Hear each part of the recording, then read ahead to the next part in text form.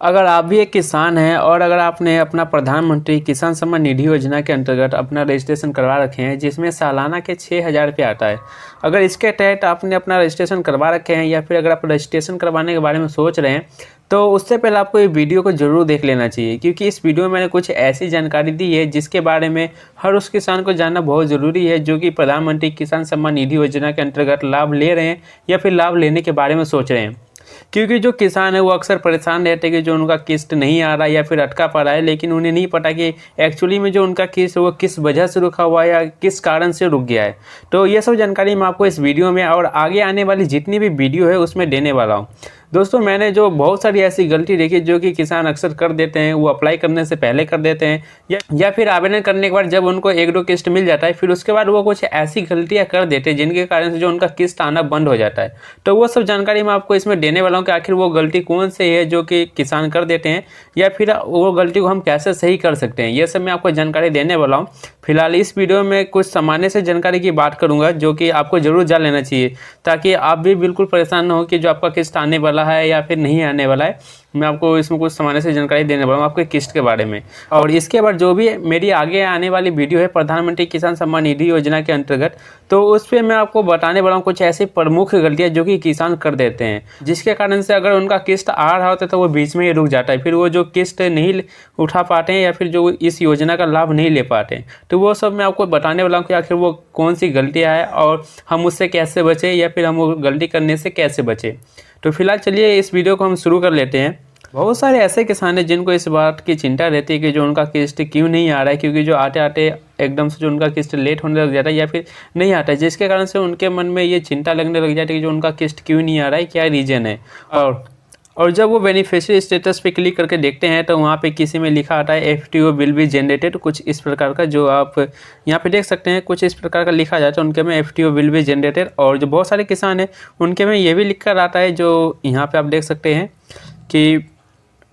RFT sign by state for 4th instalment. तो ऐसा करके कुछ उनके जो किसान हैं उनके जो भी इंस्टॉलमेंट है या फिर जो भी किस्त है उनमें इस प्रकार से कुछ लिखा हुआ जाता है। अब जो बहुत सारे किसान हैं उनको इनका मतलब नहीं पता होता कि आखिर इनका मतलब क्या है, अब हमें क्या करना है, हमारी किस्त आएगी या फिर नहीं आएगी। तो इनमें जो बहुत सारे किसान हैं वो कन्फ्यूज हो जाते हैं फिर, और वो परेशान होकर इधर उधर चक्कर लगाने लग जाते हैं दफ्तर के, लेकिन जो उनका काम नहीं होता है। पर मैं आपको यहाँ पे जानकारी देना चाहूँगा कि अगर आपके भी किस्त में कुछ FTO बिल भी जनरेटेड या फिर RFT बिल भी साइंड ऐसे करके कुछ लिखा आ रहा है तो अब आपको घबराने की बिल्कुल भी ज़रूरत नहीं है।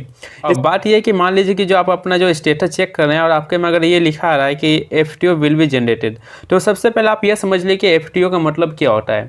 FTO का मतलब होता है फंड ट्रांसफ़र ऑर्डर। तो इसका मतलब है कि जो राज्य सरकार है, जो भी आपके राज्य सरकार है उनके द्वारा जो भी आपका बैंक डिटेल है उसमें खाता नंबर हो गया, IFSC कोड हो गया या फिर नाम हो गया, और जो भी आपने जानकारी भरे थे आवेदन करते समय, उन सब की जांच जो राज्य सरकार द्वारा कर ली गई है और राज्य सरकार द्वारा जांच करके उसे पास कर दिया गया है। इसलिए यहाँ पे FTO बिल भी जनरेटेड लिखा आ रहा है। और इसका मतलब ये है कि अगर आपके भी FTO बिल भी जनरेटेड लिखा आ रहा है तो इसका मतलब यहाँ पर सीधे तौर पर यह है कि जो आपके अकाउंट में पैसा आएगा ही आएगा। तो आपको घबराने की बिल्कुल भी ज़रूरत नहीं है कि मेरे अकाउंट में पैसे नहीं आ रहे, रुक गया, या फिर ये क्या लिखा हुआ है। अगर आपके में कहीं पे भी FTO बिल भी जनरेटेड लिखा है, जोन सा भी किस्त हो, जैसे कि आप देख सकते हैं यहाँ पे 5th किस्त है और यहाँ पे लिखा हुआ है FTO बिल भी जनरेटेड, केवल यहाँ पे 5th किस्त में लिखा है। तो इसका मतलब ये है कि जो इनका 5th किस्त है, 5वां किस्त है, वो आएगा ही आएगा इनका। तो इस प्रकार से आपको ध्यान रखना कि जहाँ पे भी आपका FTO बिल भी जनरेटेड लिखा था, वो चाहे पहला हो, दूसरा हो, तीसरा हो या फिर छठा, 7वां, 8वां, कोई सा भी किस्त हो जहाँ पे अगर आपका लिखा हुआ है FTO बिल भी जनरेटेड, तो इसका मतलब है कि राज्य सरकार द्वारा आपकी जो जानकारी थी, बैंक की जानकारी या फिर जो भी अन्य जानकारी थी आपकी, उसको पास कर दिया गया है, उसका जो वेरीफाई कर लिया गया है। अब आपके अकाउंट में पैसा भेजा जाना शुरू है और जो ये पैसा आपका भेजा जाएगा, जहाँ पे भी ये लिखा है तो मतलब आपका ये किस्त आएगा ही आएगा। तो आपको इस बात को लेकर बिल्कुल भी चिंतित नहीं होना है कि जो आपके अकाउंट में क्या लिखा हुआ आ रहा है। अब हम बात कर लेते हैं एक दूसरे केस की जिसमें लिखा होता है RFT साइन बाय स्टेट। जैसे कि आप देख सकते हैं यहाँ पे जो लिखा हुआ है